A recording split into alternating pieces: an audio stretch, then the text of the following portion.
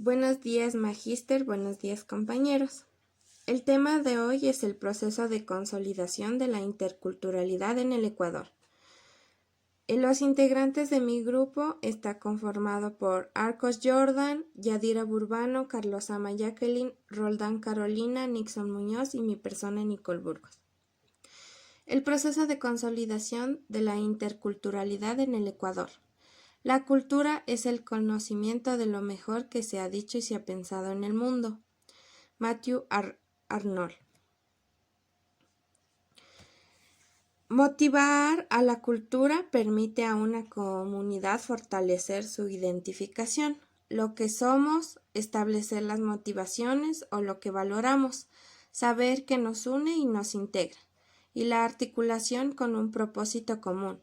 Estos objetivos también se pueden visualizar como los pasos a seguir al consolidar la cultura organizacional o de una colectividad.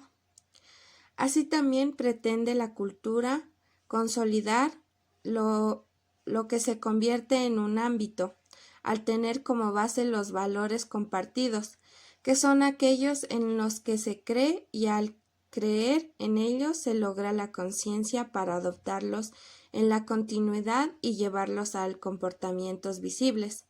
Los valores individuales, relaciones organizacionales y sociales son el motor de la transformación hacia una sociedad.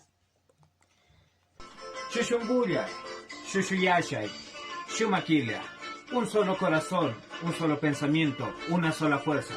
No se trata de tener derecho a ser iguales, sino de tener igual derecho a ser diferentes. En los últimos tiempos se ha discutido mucho sobre la interculturalidad. Esta es una buena noticia, porque quiere decir que la gente se está interesando en el tema. La diversidad del Ecuador es nuestra riqueza. El actual ciclo de movilizaciones indígenas tiene un recorrido que ya alcanza los 50 años, a la luz de todo el proceso político que se ha venido desarrollando desde entonces.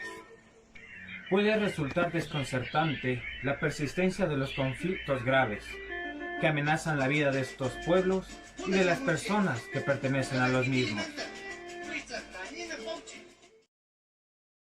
60 los pueblos indígenas sufrieron una represión sangrienta al oponerse a proyectos que en la actualidad estos afectaron a sus territorios y algunos fueron reconocidos por la legislación de sus países.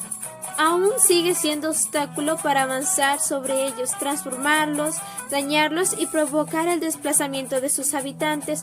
Es por aquello que en este sentido la interculturalidad comienza a experimentar una fuerte crisis a fines de los 90, cuando los movimientos indígenas tuvieron que enfrentar el incumplimiento de los derechos alcanzados en aquellos países, donde estos abordaron la cuestión de los territorios, principalmente Ecuador y Bolivia, antes incluso de que tomara forma el proyecto del Estado plurinacional. Ha sido demasiado tiempo en que los debates sobre los derechos de los pueblos indígenas se concentraron en cuestiones culturales, descuidando las variables estructurales, que son las que finalmente proporcionan las condiciones de posibilidades de los derechos para que sean reconocidos.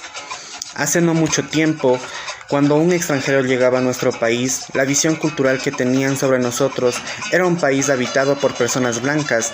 Esto debido a que los medios de comunicación y publicidad mostraban a personas completamente distintas a las que habitaban aquí, ya que cuando salían a las calles el escenario era totalmente distinto y se podía evidenciar personas de diferentes rasgos y diferentes dialectos. Ahora, las cosas han cambiado un poco, pero la imagen de un país blanco mestizo, sigue muy arraigada. Por más de un siglo se cultivó la idea de que la nación ecuatoriana era uniforme, o en todo caso, debía llegar a serlo. ¿Cómo no es posible negar la presencia de indígenas y negros? Se piensa que todo el mundo debe tratar de aproximarse al estereotipo de lo ecuatoriano o integrarse a la sociedad dominante. Para ello, se ha buscado informar las costumbres y tradiciones, lenguas y forma de organización de todos los ecuatorianos. Las prácticas y creencias indígenas se han considerado salvajes, primitivas o puramente folclóricas. Los idiomas de los pueblos originarios se han reputado incultos y se ha tratado de eliminarlos. Los negros han sido tratados con racismo e inferioridad. También ha habido una tendencia a ver al Ecuador homogéneo en las creencias religiosas. Por años, este país tuvo a la católica como la religión del Estado. Inclusive, hubo una constitución que exigía ser católico para ser ecuatoriano. Pero el Estado laico permitió la libertad de conciencia y el derecho a la diversidad religiosa. Ahora, en ejercicio de los derechos, las personas en el país practican su religión sin limitaciones legales. Vista la realidad de nuestro país, es evidente que esta visión de la nación ecuatoriana uniforme no es verdadera. El Ecuador es heterogéneo, nuestro país es pequeño, sobre todo si lo comparamos en el ámbito de América del Sur. Pero no es simple ni sencillo, es una entidad social y política compleja. En muchos sentidos lo es mucho más que la mayoría de los países del mundo, algunos de ellos bastante más grandes y poblados, en medio de una gran diversidad geográfica. Aquí no hay solo mestizos, existen compatriotas, individuos y pueblos indígenas enteros, que siendo ecuatorianos tienen costumbres, lenguas e identidades diversas, asentadas gracias a la resistencia a la conquista, la colonia y su continuidad republicana, o surgidos de la implantación de comunidades negras que han logrado mantener su especificidad cultural. Aún más, es claro que inclusive entre los mestizos hay una gran diversidad. Históricamente siempre se dieron manifestaciones de la diversidad étnica en el Ecuador, pero solo en las últimas décadas la idea del país mestizo homogéneo está siendo superada. Mi rey, venga, venga, haga el gasto de las torticas, venga, venga, haga el gasto de la chicha, bien rica, papito, bien rica. Yo no creo en los seres, sino en quienes luchamos día a día por un Ecuador mejor. Un pueblo que se identifica en su cultura es un pueblo invencible. Si canto el amor fino, no lo hago por afición, lo canto porque soy Montubio, Montubio de corazón. Cuando vinieron ellos, tenían la Biblia y nosotros las tierras. Nos dijeron cierren los ojos y recen. Y cuando los abrimos, ellos tenían las tierras y nosotros la Biblia. A lo largo del tiempo hemos tenido que luchar contra los traidores, que nos han alejado de nuestras creencias y nuestras culturas. Pero hoy más que nunca estamos fuertes porque somos uno solo luchando para la Pachamama. Como conclusión podemos decir que la consolidación de las culturas en nuestro país ha sido un proceso lento que se inició por varios levantamientos de los pueblos en varios países de América del Sur.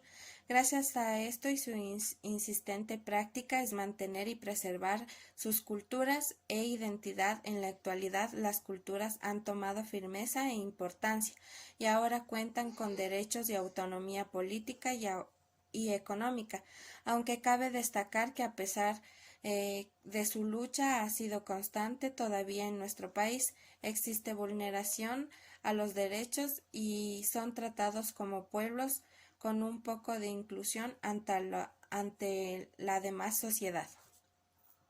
Gracias.